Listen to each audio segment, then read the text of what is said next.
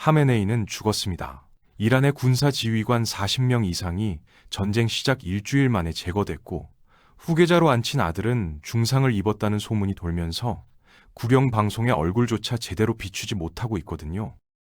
호르무즈 해협은 미국이 완전히 틀어막았고, 이란은 하루에 5억 달러씩 돈줄이 말라가고 있는 상황입니다. 안에서는 쿠르드족 민병대 5개 단체가 손을 잡았고, 밖에서는 걸프 국가들이 더 이상 이란을 두려워하지 않겠다고 선언하고 있죠. 지금 이란이라는 나라가 어떻게 무너져 내리고 있는지, 그리고 이 전쟁이 어떤 방식으로 끝나게 될 건지 한번 이야기를 해보겠습니다.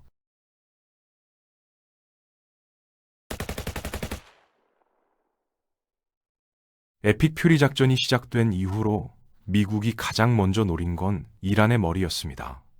전쟁이 터지고 24시간도 안 돼서 벙커 버스터가 하메네이가 숨어있던 지하시설을 관통했고, 이란의 최고 지도자는 그렇게 사라졌거든요. 보통 전쟁에서 지도부를 제거하면 후임자가 올라와서 체계를 다시 세우는데, 이란은 그게 안 됩니다. 왜냐하면 하메네이 한 사람이 아니라 그 밑에 있던 핵심 인물들까지 전부 같이 날아갔기 때문이죠. 아이안지시 사령관 모하메드 파크푸르, 국방장관 아지즈 나시르자데, 이 사람들이 전부 작전 초기에 제거됐고, IRGC 본부 자체가 무력화되면서 지휘 체계라는 게 사실상 증발해버린 겁니다. 군대는 있는데 명령을 내릴 사람이 없는 상태. 이게 지금 이란군의 현실이거든요. 각 부대가 독자적으로 움직이기 시작했고, 이건 군대가 아니라 무장 집단들의 느슨한 연합체에 가까운 모습이 됐습니다. 여기서 더 심각한 문제가 있습니다. IRGC가 급하게 후계자로 세운 사람이 하메네이의 아들 무주타바 하메네이인데, 이 인물이 정상적으로 활동하고 있는지조차 확인이 안 되고 있거든요. 아버지를 죽인 그 공습에서 본인도 심각한 부상을 입었다는 이야기가 계속 나오고 있고, 국영방송에 나온 몇 안 되는 영상마저 AI로 만든 가짜가 아니냐는 의혹이 제기되고 있는 상황입니다. 이게 왜 치명적이냐면, 이란 혁명의 출발점 자체가 세습 권력을 무너뜨리자는 거였기 때문이죠.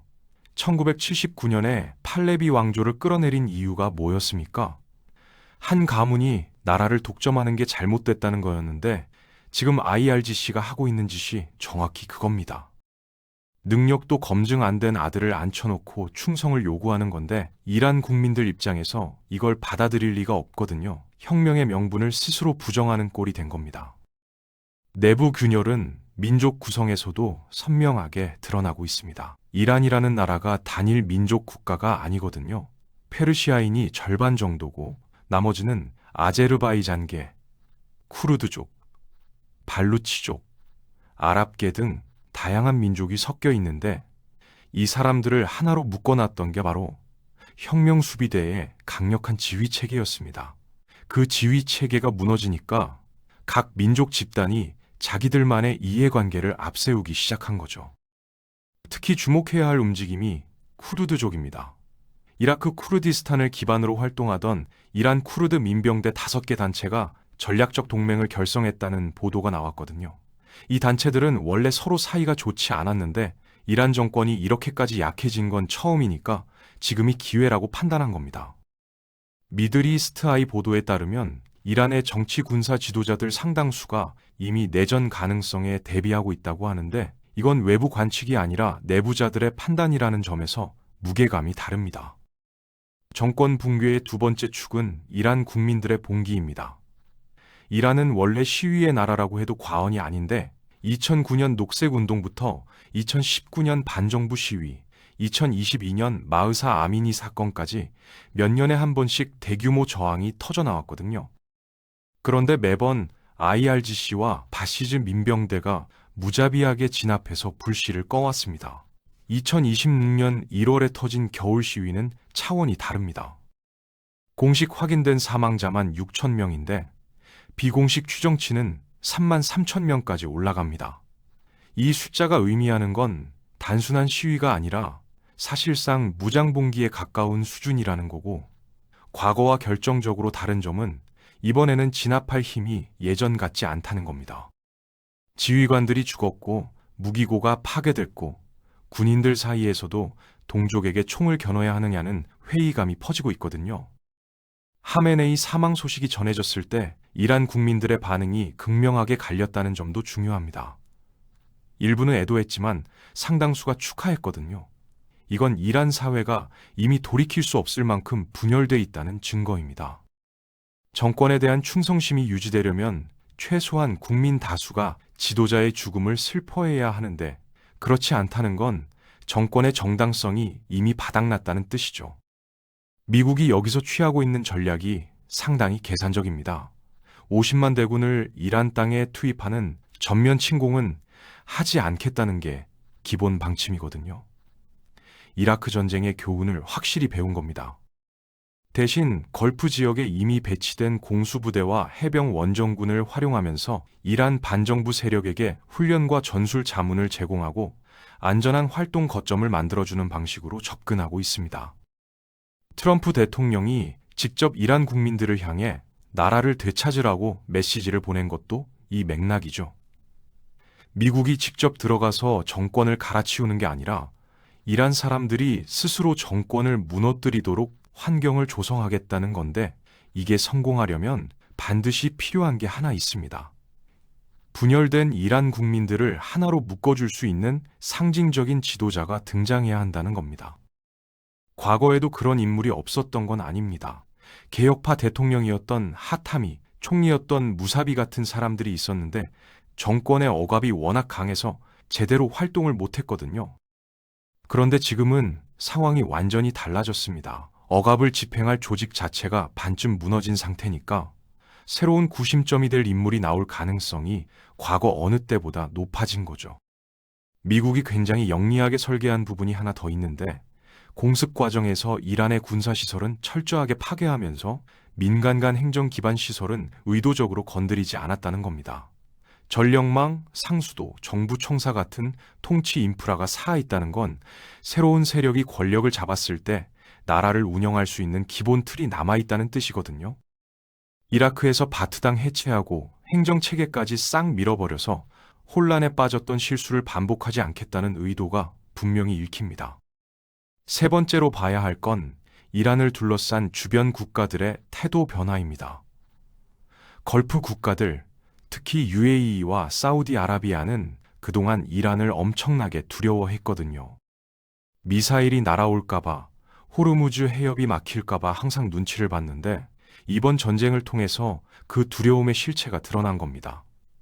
UAE에 이란이 쏜 미사일과 드론이 2,800발인데 물론 피해가 있었지만 나라가 마비될 정도는 아니었거든요. 이 경험이 걸프 국가들의 태도를 근본적으로 바꿔놨습니다. 전쟁 전에는 미국과의 동맹을 최대한 감추려고 했는데 이제는 공개적으로 미국 편에 섰다고 선언하고 있고 영공을 완전히 개방하는 건 물론이고 이란 내부 봉기에 대한 물자 지원까지 논의하고 있다는 거거든요. 이란 입장에서 보면 사면 초가가 따로 없는 상황이 된 겁니다. 여기에 예상치 못한 변수가 하나 끼어들었는데 바로 우크라이나입니다. 우크라이나가 걸프 국가들과 10년짜리 장기 군사 협력 계약을 맺었고 이미 드론 전문가 200명 이상이 걸프 지역에서 활동하고 있거든요. 우크라이나는 이란제 샤헤드 드론에 대해서 세계 어느 나라보다 실전 경험이 많습니다. 러시아가 우크라이나를 공격할 때 샤헤드를 수천 발 쏴댔으니까 그 드론을 어떻게 잡는지를 누구보다 잘 아는 사람들이 이제 이란의 드론 공격을 막는 데 투입된 겁니다. 이건 이란에게 치명적인 타격인 게 샤헤드 드론이라는 건 이란이 가진 몇 안 되는 효과적인 비대칭 무기였거든요. 그 무기의 효용이 급격히 떨어지면 이란이 걸프 국가들을 위협할 수 있는 수단이 거의 사라지는 거고 협상 테이블에서 내밀 카드도 없어지는 겁니다. 드론 하나가 막힌 게 아니라 이란의 전략적 영향력 자체가 축소되는 구조적인 변화가 일어나고 있는 거죠. 경제적인 측면에서도 이란은 버틸 수 있는 시간이 얼마 남지 않았습니다. 호르무즈 해협 봉쇄로 석유와 가스 수출이 사실상 전면 중단됐는데 이란 경제에서 석유 수출이 차지하는 비중을 생각하면 하루 5억 달러 손실이라는 숫자가 어떤 의미인지 감이 오실 겁니다. 미국은 이란이 해협 주변에서 운용하던 고속정 부대와 섬 기지들까지 장악해버렸기 때문에 이란이 봉쇄를 자력으로 뚫는 건 현실적으로 불가능합니다. 이란이 4월에 선박 2척을 억류하면서 반격을 시도하긴 했는데 이건 전략적 의미가 있는 행동이 아니라 체면 유지를 위한 몸부림에 가깝거든요. 해협을 다시 열려면 미국이 요구하는 핵물질 양도를 받아들여야 하는데 이란 정권은 이걸 받아들이면 존재 이유 자체가 사라진다고 보는 겁니다. 핵 프로그램이라는 게 이란 정권의 정체성과 직결된 문제니까요. 그래서 협상은 완전히 교차 상태에 빠져 있고 4월 말에 추가 회담이 열릴 가능성도 극히 낮은 상황입니다. 미국은 서두를 이유가 없거든요. 시간이 갈수록 이란 쪽이 더 약해지니까 기다리면 기다릴수록 유리한 건 미국 쪽입니다. 이란은 경제가 무너지고 군대가 와해되고 국민이 등을 돌리고 주변국이 적이 되는 4가지 위기를 동시에 맞고 있는데 이 중 하나만 해결해도 버틸 수 있을 텐데 4개가 한꺼번에 오니까 답이 없는 겁니다. 뱀의 머리를 자르면 몸통이 죽는다는 말이 있습니다. 다만 그 죽음이 한 번에 오는 게 아니라 천천히 진행되는 거거든요. 이란 정권이 지금 정확히 그 과정에 있다고 볼 수 있습니다. 머리는 이미 잘렸고 몸통은 아직 움직이고 있지만 방향을 잃었고 각 부분이 제각각 다른 방향으로 뒤틀리고 있는 상태입니다. 결론적으로 에픽 퓨리 작전의 최종 목적지는 이란의 정권 교체가 될 가능성이 가장 높습니다. 지도부가 제거됐고 후계 구도의 정당성이 없고 군이 분열됐고 경제가 붕괴하고 있고 국민이 더 이상 참겠다고 나섰고 주변국이 전부 등을 돌렸으니까요. 이 6가지 조건이 동시에 충족된 상태에서 정권이 살아남은 역사적 사례는 거의 없습니다.